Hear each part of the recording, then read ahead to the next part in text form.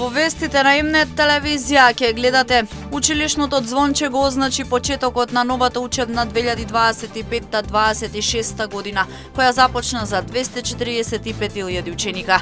Запишани се околу 17.000 првачиња, од кои во Штип 363. Средното општинско училиште Колен Ехтенин премина во државно училиште за образование и обука.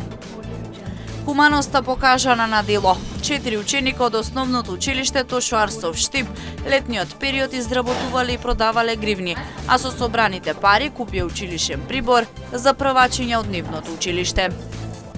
Двајца независни кандидати ќе се борат за градоначалничката фотелја во општина Македонска Каменица.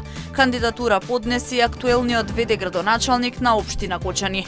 Независни советнички листи поднесени во Штип, Кошчани, Чешиново, Облешево и Свети Николе. Во месец август над 19.000 казни за возачите.